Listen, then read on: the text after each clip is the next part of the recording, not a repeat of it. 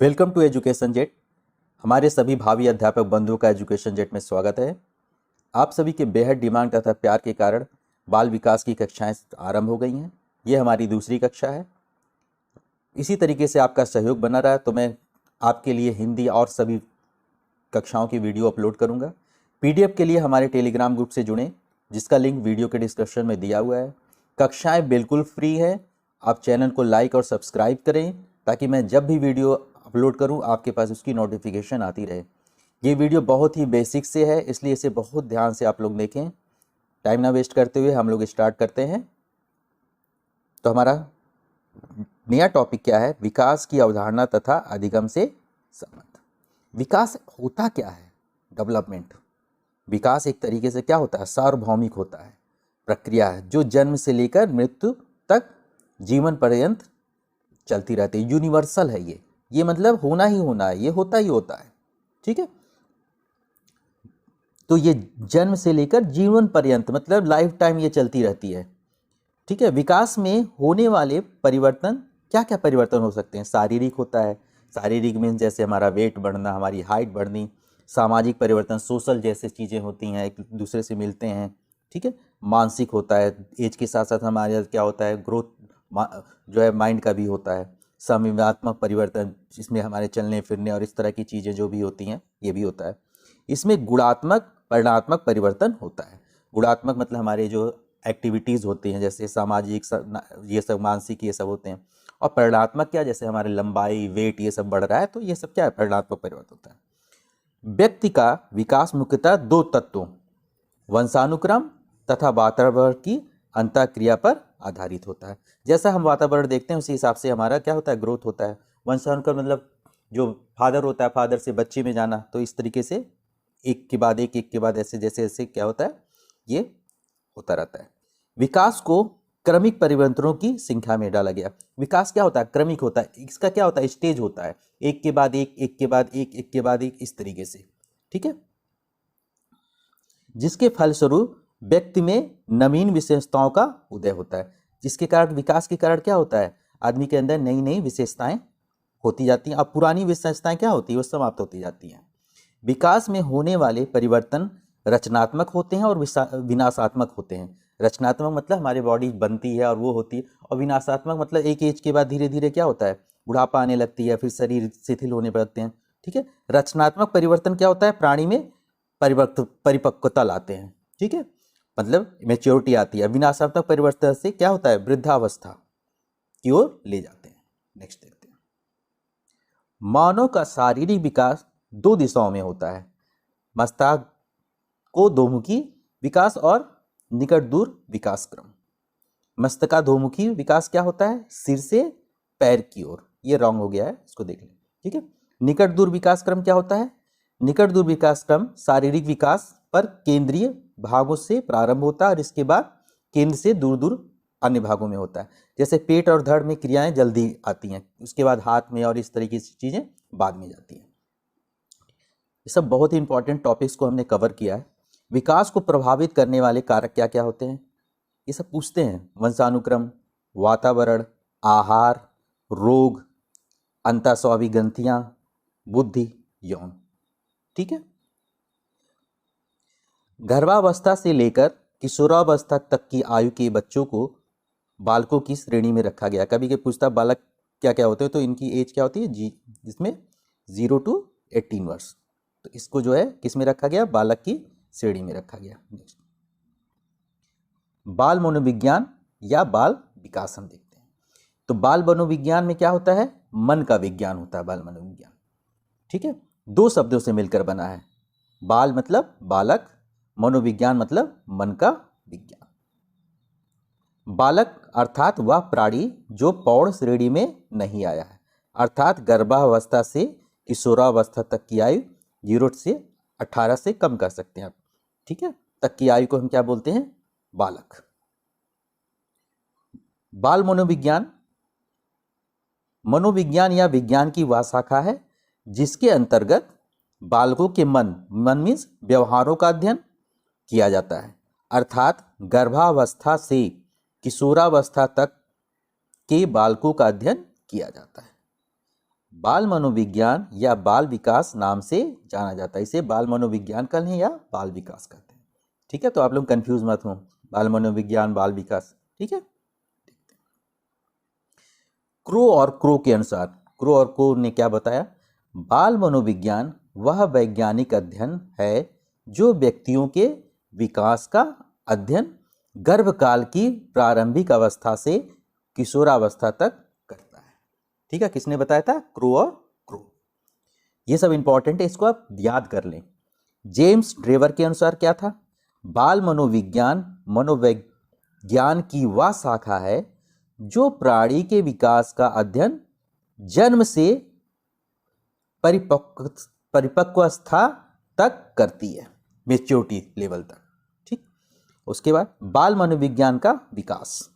सर्वप्रथम वर्क एक मनोवैज्ञानिक थे जो अमेरिका के थे, ने कहा बाल मनोविज्ञान बालकों के व्यवहार का अध्ययन करता है।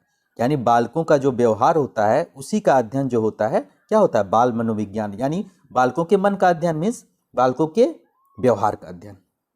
ठीक है, अर्थात सबसे पहले परिभाषित किया, इन्होंने सबसे पहले इसको परिभाषित किया। ठीक, बाल मनोविज्ञान का विकास 18वीं शताब्दी से होने लगा था। ठीक है, तो ये पूछ सकता है क्वेश्चन कि कब से शुरू होने लगा था, तो 18वीं शताब्दी से।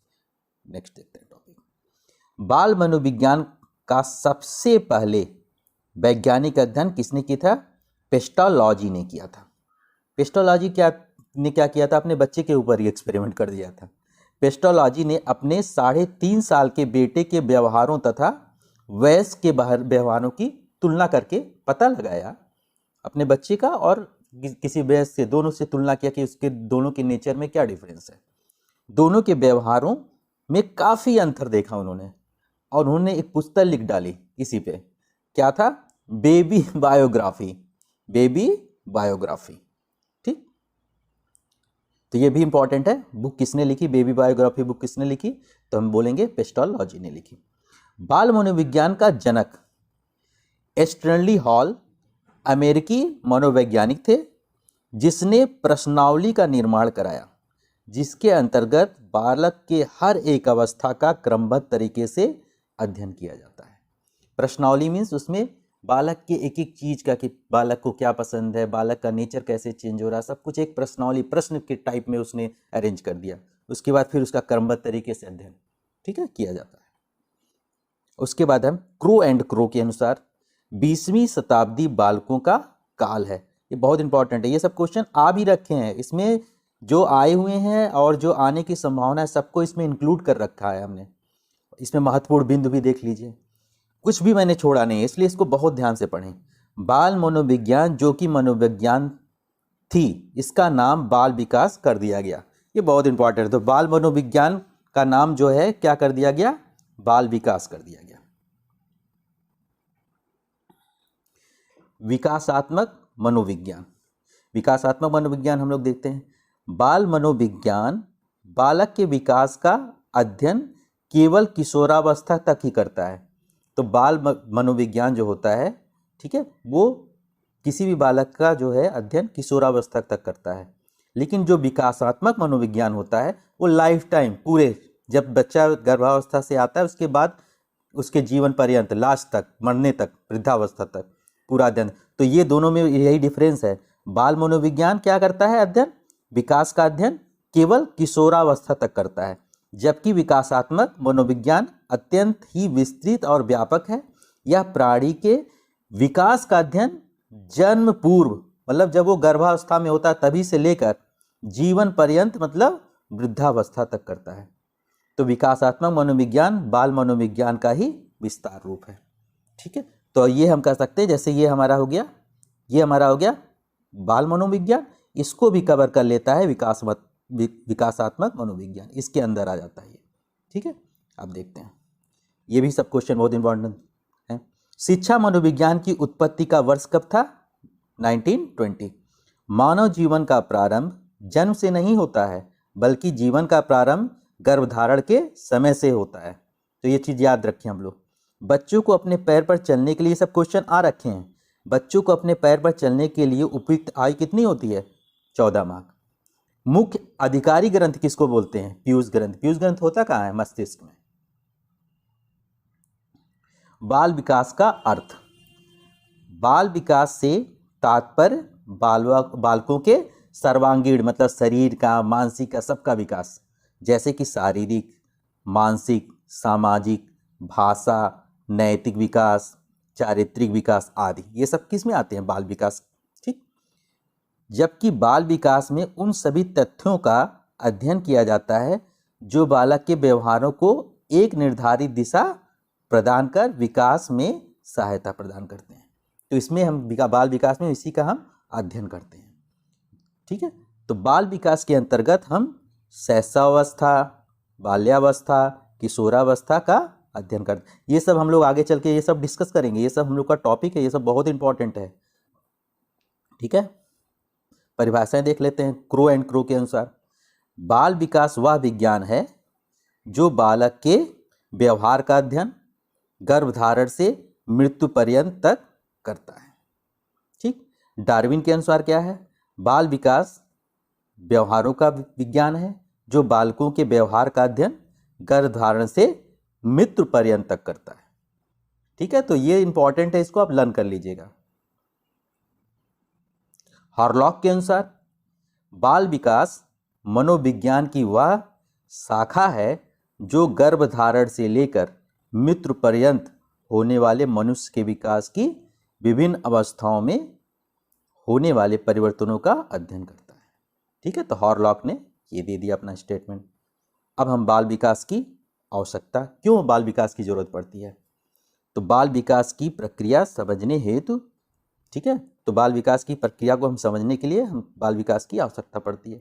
जैसे विकास जो होता है किधर से किधर से होता है बच्चों में या किसी में? सिर से पैर तक या पैर से सिर की तरफ। इसका हमको अगर पता लगाना, ये होता तो ऐसे ही है सिर से पैर की तरफ, लेकिन हम बाल विकास की प्रक्रिया समझना मतलब सिर से पैर की तरफ होगा या पैर से सिर की तरफ होगा, तो इसके लिए भी हम इसलिए बाल विकास की आवश्यकता होती है। अब जैसे बाल निर्देशन एवं परामर्श, प्रॉब्लम को सॉल्व करने या हेल्प करने के लिए। ठीक है।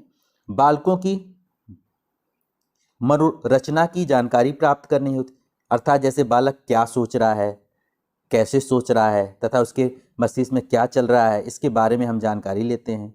ठीक है।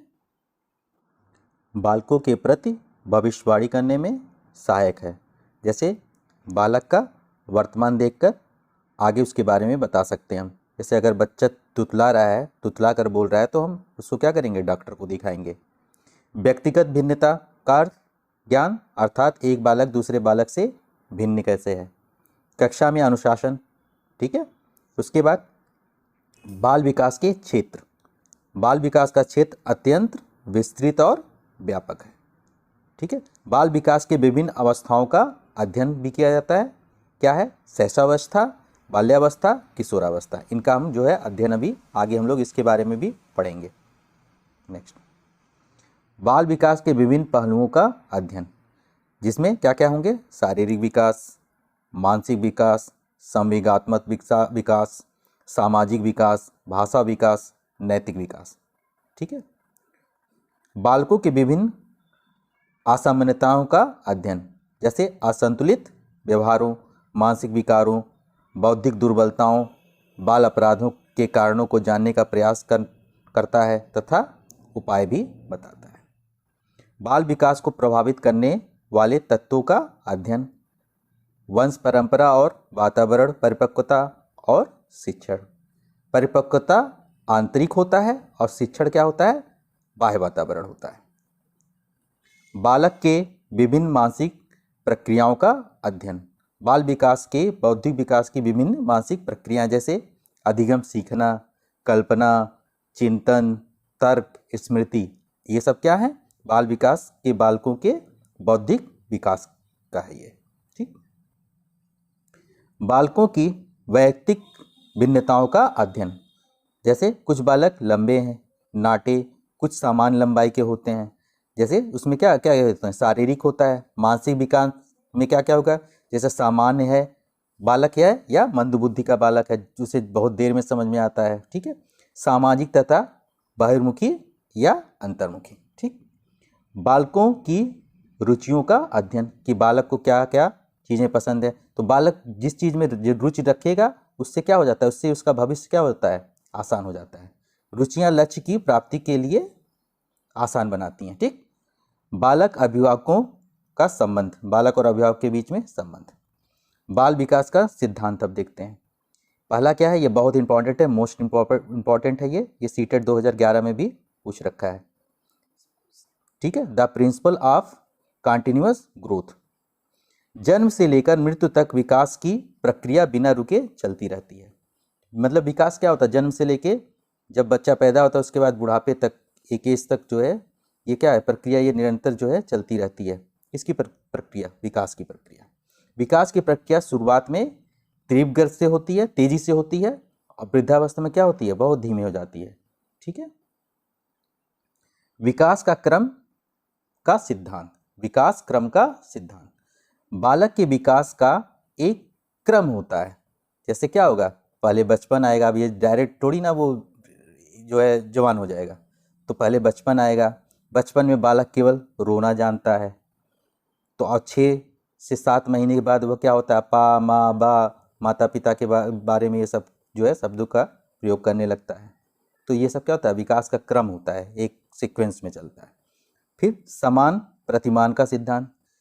इस सिद्धांत के अंतर्गत हॉरलॉक ने कहा, प्रत्येक जाति, चाहे वह पशु जाति हो या मानव जाति हो, अपनी जाति के अनुरूप विकास के प्रतिमान का अनुसरण करता है। मतलब चाहे वो कोई जानवर हो या आदमी हो, तो जैसे जैसे जैसे हमारे अंदर चेंज होगा, हमारे भाई हैं या जो भी है, हमारे जो भी है, मनुष्य जो होगा, मनुष्य के अंदर चेंजेस मनुष्य के हिसाब से होंगे, गाय में चेंजेस गाय के हिसाब से होंगे। तो यही चीज़ है। बालक चाहे अमेरिका में पैदा हो, मतलब चाहे भारत में पैदा हो या अमेरिका में, सब में क्या होगा, शारीरिक विकास होगा, यूनिवर्सल है, बताया था। मानसिक होगा, संवेगात्मक होगा, सामाजिक होगा, आज विकास समान रूप से होगा। ठीक है, ये नहीं है कि अमेरिका का है तो वहाँ पे अलग विकास होगा, भारत का है तो अलग विकास होगा। विकास दिशा का सिद्धांत। मानव विकास सिर से, ये बहुत इंपॉर्टेंट है, किधर से होता है, कभी कभी उल्टा दे देता है, तो किधर से होता है, सिर से शुरू होकर पैर की ओर चलता है। तो गर्भावस्था में पहले सिर का विकास होता है, फिर धड़ का व टांगों का विकास होता है। व्यक्तिगत भिन्नताओं का सिद्धांत, the principle of individual differences, Douglas तथा हॉलैंड के अनुसार प्रत्येक के विकास की गति भिन्न होती है। एक ही आयु के 2 बच्चों के शारीरिक, मानसिक और सामाजिक विकास में अंतर होता है, जो व्यक्तिगत भिन्नताओं का ही प्रभाव है। क्या होता है, एक एज के बच्चे आप देखोगे, कोई मोटा होता है, कोई पतला होता है, कोई लंबा होता है, कोई छोटा होता है, तो क्या होता है, सब में एक क्या होता है, व्यक्तिगत ये होती है भिन्नताएं। वृद्धि एवं विकास की दर एक सी नहीं रहती। विकास की गति शैशवावस्था में क्या होती है, तीव्र होती है। शैशवावस्था में बहुत तेजी से विकास होता है, बाल्यावस्था में मंद हो जाता है, और फिर किशोरावस्था में तीव्र तेजी से होने लगता है। ठीक। अब ये इंपॉर्टेंट टॉपिक है, एकीकरण का सिद्धांत। इस सिद्धांत के अनुसार बालक पहले संपूर्ण अंग को और फिर उस अंग के भागों को चलाना सीखता है। अब क्या होगा, पहले हाथ में उंगलियां नहीं चलनी शुरू होंगी, पहले हाथ, फिर उसके बाद उसकी उंगलियां। परस्पर संबंध का सिद्धांत। इस सिद्धांत के अनुसार शारीरिक, मानसिक, सामाजिक, संवेगात्मक आदि सभी विकास एक दूसरे से परस्पर संबंधित होते हैं। ठीक है, मतलब एक दूसरे से लिंक्ड होते हैं। शारीरिक, शरीर का विकास होगा तो मानसिक उसका भी विकास होगा। ठीक है, फिर सोशल भी विकास होगा, सामाजिक भी, से विस्तृत की ओर चलता है। ये बहुत इंपॉर्टेंट है। इस सिद्धांत के अनुसार बालक रोते समय सभी अंगों में गति करता है, लेकिन बाद में वो क्या होता है, सिर्फ आँख की उसकी गति होती है। विकास की भविष्यवाणी का सिद्धांत।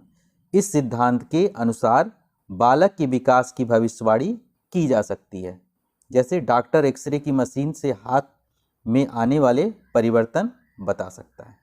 ठीक है, तो इसकी भविष्यवाणी भी बालक के एक्टिविटी से हम कर सकते हैं। अब हम लोग का नया टॉपिक जो होगा, बाल विकास की अवस्थाएं।